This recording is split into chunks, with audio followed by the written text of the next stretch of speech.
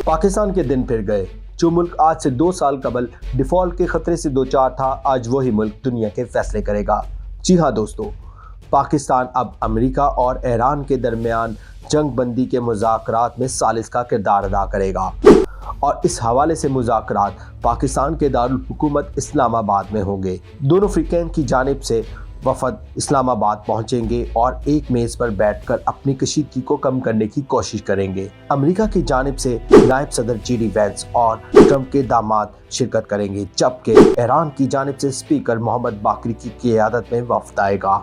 इस मुज़ाकरात के लिए अमेरिका ने अपने 15 नकात जबकि ईरान की जानिब से 6 नकात पेश किए हैं और ये दोनों फ़रीक़ैन इन मुज़ाकरात में इस पर बहस करेंगे और एक हतमी नतीजा निकालेंगे।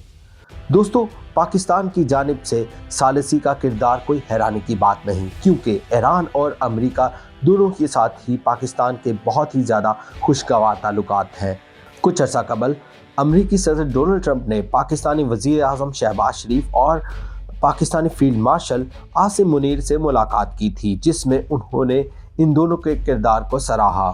ताहम बाज़ हलकों का ख्याल ये भी है कि ईरान खलीजी ममालिक की निस्बत पाकिस्तान की सालिसी पर ज़्यादा एतमाद करता है। दोस्तों, अगर पाकिस्तान ये मुज़ाकरात कराने में कामयाब हो जाता है तो ये इस मुल्क के लिए एक बहुत बड़ी सफारती कामयाबी होगी, ख़ास तौर पर उस वक्त में जब पाकिस्तान को इंतहाई संगीन मुआशी और इलाकाई चैलेंजेस का सामना है। दोस्तों, आपके ख्याल में पाकिस्तान इस सालिसी के किरदार में कामयाब होगा या नहीं?